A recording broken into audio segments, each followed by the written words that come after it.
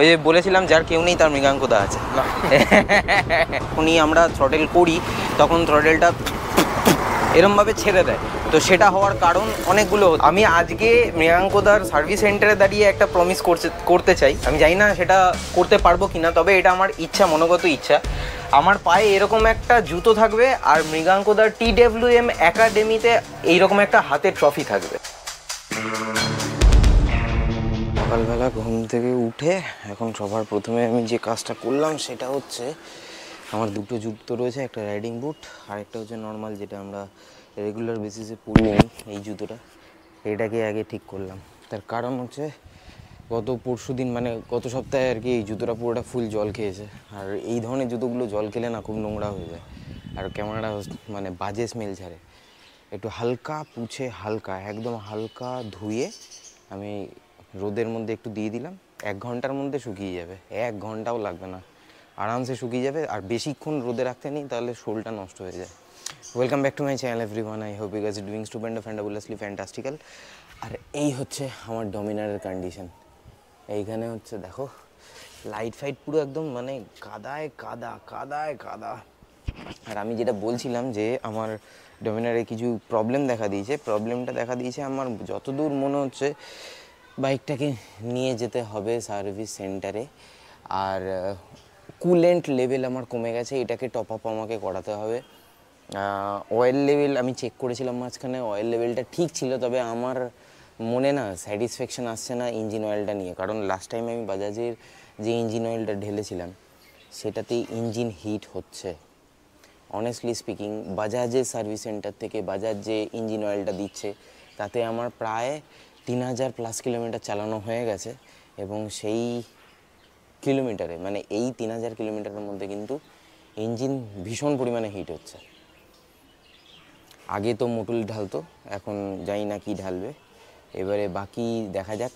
R by the way আমি আজকে যাচ্ছি হচ্ছে মৃগাঙ্কদার কাছে, এটা জাস্ট একটা চেক আপ করাবো। চেক আপ করিয়ে মৃগাঙ্কদাকে জিজ্ঞাসা করবো যে কি কি জিনিসপত্র আছে।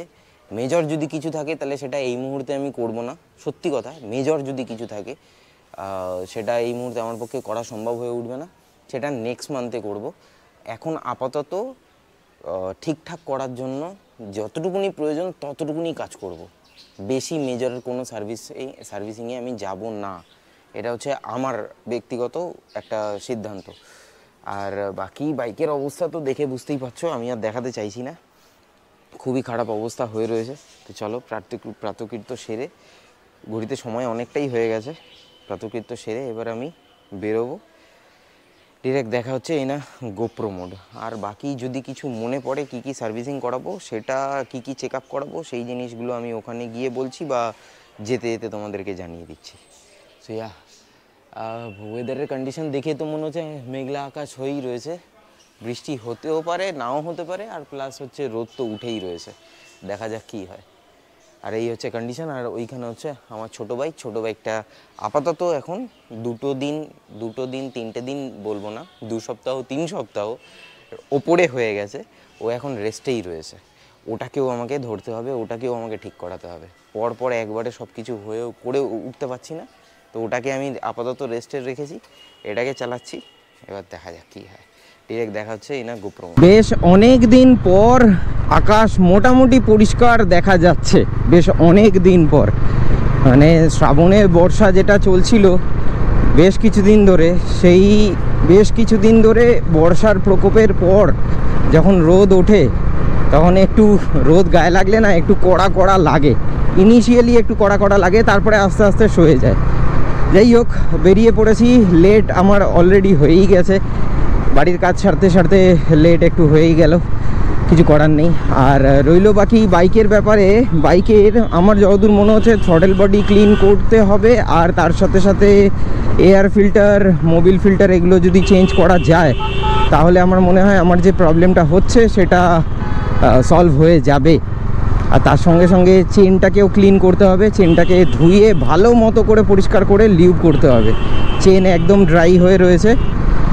তো এই হচ্ছে মোটামুটি আমার যতদূর আমার মনে হয়েছে ততদূর এইটুকুনি গিয়ে বলবো। তারপরে মৃগাঙ্কদা দেখবে, দেখে তারপরে যা ডিসিশন নেওয়ার আমি ওখানে গিয়েই নেব। রিসেন্টলি TWM একাডেমিতে একটা ইভেন্ট ছিল, সেই ইভেন্টটাতে আমি যেতে পারিনি। এবারে আজকে আমি আসছি মৃগাঙ্কদার সার্ভিস সেন্টারে, TWM সার্ভিস সেন্টার। এই হচ্ছে জ্যোতিরিন্দ্রনাথ মেট্রো স্টেশন। এখান থেকে একদম গায়ে লাগানো যে গলিটা রয়েছে সেই গলিটা দিয়ে এই ঢুকে গেলাম হচ্ছে TWM সার্ভিস সেন্টারে। আর মৃগাঙ্কদা কোথায়? মৃগাঙ্কদা এখানে আছে। আজকে মনে হচ্ছে মৃগাঙ্কদার কাছে বকাঝকা খেতে পারি। আমি আসার পথে বলছিলাম একটু বকাঝকা খাবো, যেতে পারিনি TWM এর লাস্ট ইভেন্টটাতে। হ্যাঁ, মৃগাঙ্কদা এখন আমার সাথে খুব একটা বেশি কথা বলছে না, রাগ করেছে। একাডেমিতে গেলে পানিশমেন্ট হবে। ওটা দারুণ ছিল। হ্যাঁ, মানে আমি অ্যাকচুয়ালি মিস করেছি, মানে মনসুনে আমাদেরও সুবিধা হতো, আমাদের টিমে একজন এক্সট্রা। হ্যাঁ হ্যাঁ হ্যাঁ, এক্স্যাক্টলি। পরের বার তো মানে কোনো আগে থেকে বলো দাদা, একটু আগে থেকে বলো, একটু আগে থেকে। হ্যাঁ হ্যাঁ হ্যাঁ, ব্যাস যথেষ্ট। মৃগাঙ্কদা গেছিল হচ্ছে বাইক নিয়ে একটুখানি দেখতে, চলে এসছে। এবার মৃগাঙ্কদা আসলে পরে জিজ্ঞাসা করবো কি কি হয়েছে। কি বুঝলে দাদা? আচ্ছা, এমনিতে সব ঠিকই আছে, হালকা হালকা মিস আছে। আচ্ছা, ফিউল পাম্পের আমার মনে হয় যে ফিউল পাম্পে হয়তো ফিল্টারে কিছু ডার্ট আছে, সেই কারণে হতে পারে। আর থ্রটল বডি আমরা বাইরে থেকে একবার ক্লিন করব, ভেতর থেকে খোলার আপাতত দরকার নেই, অতটাও নেই। আর একটা মাইলেজ ইস্যু আছে, সেটা সলভ হয়ে যাবে, সেটা প্রবলেম না। ওকে। আর একটা হচ্ছে বাকি তো ইঞ্জিন ঠিক আছে, ইঞ্জিন অয়েল দেখে নেবো। আর ওই চেনের যেটা রয়েছে, ওগুলো সব ঠিক আছে, ঠিক আছে। ওইটুকুন তো চলেই আসবে। হ্যাঁ, ওইটুকুনি ঠিক আছে, ঠিক আছে। হুইলগুলো গ্রিস করে দেবো, কারণ ওখানেও ব্রেক আছে। ঠিক আছে, ঠিক আছে, ওকে ওকে। ওই যে বলেছিলাম যার কেউ নেই তার মৃগাঙ্কদা আছে। আর আমার চিন্তা নেই, টেনশন ফ্রি। আমার যে প্রবলেমটা হয়েছিল, অ্যাকচুয়ালি সেই প্রবলেমটা হওয়ার রিজন কি সেই জিনিসটা আমি মৃগাঙ্কদাকে জিজ্ঞাসা করলাম। যে থ্রটেলটা ছেড়ে দেয়, যখনই আমরা থ্রটেল করি তখন থ্রটেলটা এরমভাবে ছেড়ে দেয়। তো সেটা হওয়ার কারণ অনেকগুলো হতে পারে। প্রথম কারণ, আমাদের ফুয়েল পাম্প যেটা রয়েছে, ফুয়েল পাম্পটা অনেক সময় ক্লিন থাকে না। ওখানে ফুয়েল পাম্পের যে ফিল্টার যেটা থাকে, সেই ফিল্টারে অনেক সময় ডার্ট জমে যায়। সো ওখান থেকে একটা প্রবলেম হতে পারে, কারণ ইসিউ বলছে ফুয়েল দিতে, আর ফুয়েল পাম্প সেটা করতে পারছে না ডিউ টু ডার্ট।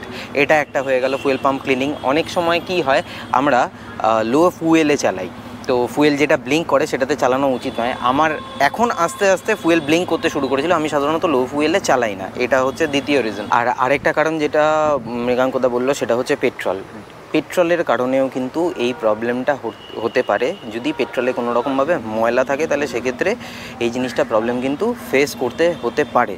তো এই হচ্ছে আমার বাইক, আর এই হচ্ছে মৃগাঙ্কদার TWM নিয়ে চলে যখন এসেছি। আশা করি এবার প্রবলেমের সলিউশন সমস্ত কিছু যা যা আছে হয়ে যাবে। একটা একটা করে ধীরে ধীরে ধীরে করে আমি করিয়ে নেব। আর মেজর সার্ভিসিং আমি মৃগাঙ্কদাকে বলেই রেখেছি। মৃগাঙ্কদা বললে এখন আপাতত এই সার্ভিসিংগুলো করে নিলে মোটামুটি তুমি আরামসে 2000 কিলোমিটার চালাতে পারবে, তারপরে যা হবে দেখা যাবে। এই এখন ঢুকছে হচ্ছে আমার বাইক। চলো, যে আমার ইঞ্জিন হিট হচ্ছিল, সেটা কি তোমার ইঞ্জিন অয়েলের জন্য হতে পারে না অন্য কোনো কারণ হতে পারে? ইঞ্জিন অয়েলের জন্য। মানে এটা হওয়ার কারণটা কি? দেখো, ইঞ্জিন অয়েলের 3টে কম্পোনেন্ট থাকে বা এজেন্ট থাকে। একটা হচ্ছে লুব্রিকেশন এজেন্ট, একটা ক্লিনিং এজেন্ট, আর একটা কুলিং এজেন্ট। ওকে। ক্লিনিং এজেন্ট খারাপ হলেও অসুবিধা হয় না, ফ্ল্যাশার দিয়ে তো ক্লিন করাই। কিন্তু লুব্রিকেশনের সাথে সাথে যদি কুলিং এজেন্টও ভালো হয় তাহলে সুবিধা হয়। আচ্ছা। আমরা যে কারণে মেনলি শেল উড বা BPCL এর ম্যাক বা পেট্রোনাস বা লিকিউমলিকে বলি ইউজ করতে, এদের মোটামুটি 3টে এজেন্টই ভালো।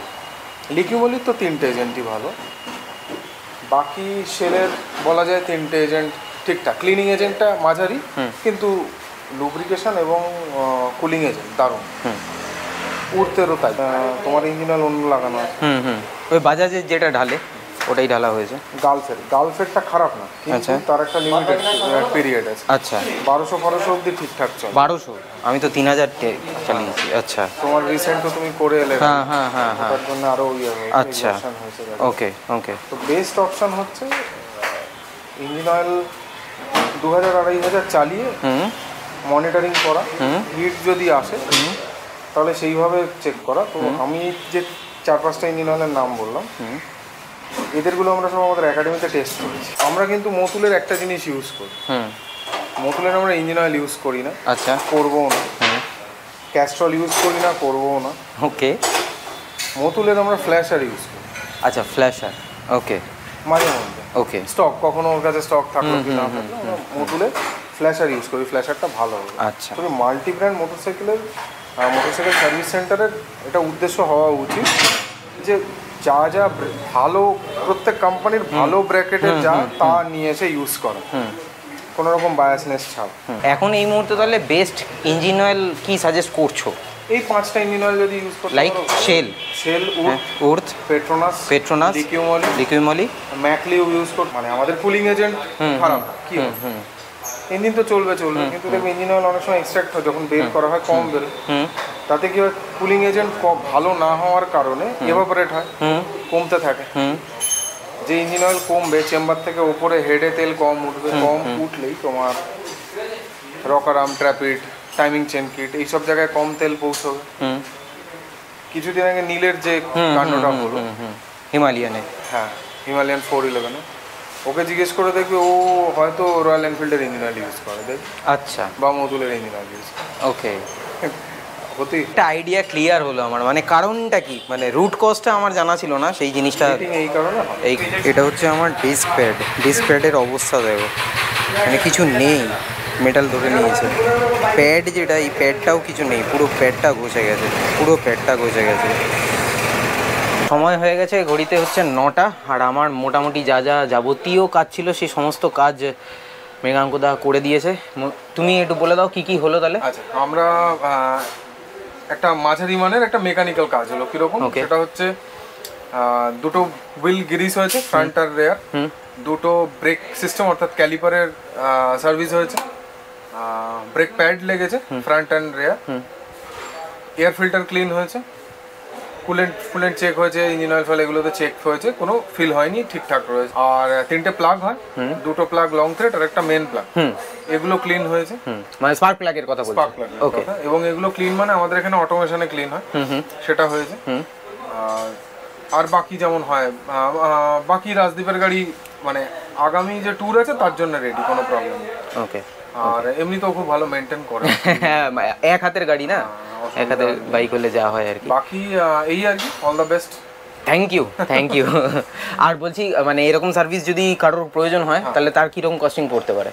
তুমি ধরে চলো, এটা এরকম যদি হয় তাহলে তুমি ওই 1200-1300 টাকা পড়বে। 1200-1300-র মতো লেগে যায়, 1200 থেকে 1400-র মধ্যে তুমি ধরে চলতে পারো। ঠিক আছে। আর আরেকটা জিনিস, এটা হচ্ছে রাজদীপের এই সেটআপটা খুব ভালো, ছোট স্মল একদম দারুণ, এটা খুব সুন্দর প্রোগ্রাম। আমি অনেকদিন ইউটিউব আর কন্টেন্ট করা হয় না, কিন্তু করতে খুব ইচ্ছে করে, সময় পাই। ঠিক আমার খুব পছন্দ হয়, যে সাজেশন লাগবে এটা, এই যে আরে দাদা এনি টাইম ডিজিটেকের মাইক টাইক দারুণ, আমার খুব সুন্দর, এনি টাইম দারুণ লেগেছে। আমার এর বেশিরভাগ জিনিস আমার কাছে আছে, হ্যাঁ, ডিজিটেকের এইটা নেই, ওটা নেওয়ার পর আমি যাবো তোমার দোকানে। একদম দাদা, চলো অল দ্য বেস্ট তোমার রাইডের জন্য। Thank you. তো মোটামুটি তো হয়েই তো গেল, এবারে বিষয়টা আরেকটা জিনিস দেখাই। এই হচ্ছে এখানে প্রাইজের ট্রফি, এই হচ্ছে ট্রফি। লাস্ট যে ইভেন্টটা হয়েছিল সেই লাস্ট ইভেন্টটার ট্রফি হচ্ছে এরকম। আমি আজকে মৃগাঙ্কদার সার্ভিস সেন্টারে দাঁড়িয়ে একটা প্রমিস করতে চাই, আমি জানি না সেটা করতে পারবো কি না, তবে এটা আমার ইচ্ছা, মনোগত ইচ্ছা। আমার পায়ে এরকম একটা জুতো থাকবে, আর মৃগাঙ্কদার TWM একাডেমিতে এইরকম একটা হাতের ট্রফি থাকবে। আর একটা জিনিস স্পেশাল, এটা হচ্ছে আমাদের তরফ থেকে, যে TWM র্যালি টিমে রাজদীপকে চাই এরপরে।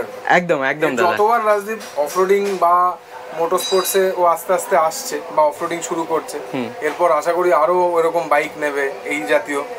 তো ও যদি কোনো টিমে খেলে তাহলে ওকে প্রথম অ্যাপ্রোচ আমরাই করবো, যে চাই রাজদীপ আমাদের টিমে আসে। ঠিক চেষ্টা করবো সার্ভিস সেন্টার থেকে বেরিয়ে গোটা বাইপাস আর তারপরে VIP রোড গোটাটা চালিয়ে আমি এইটুকুনি তোমাদেরকে বলতে পারি, বাইক যে কন্ডিশনে নিয়ে গেছিলাম তার তুলনায় এখন অনেক বেশি স্মুথ লাগছে আমার। ওভারঅল যা আমার কাজ হয়েছে বাইকে, সেইটা হওয়ার পর স্মুথনেস কিন্তু যথেষ্ট পরিমাণে বেড়ে গেছে। আর মোটামুটি এখন ঘড়িতে সময় হচ্ছে রাত 10টা।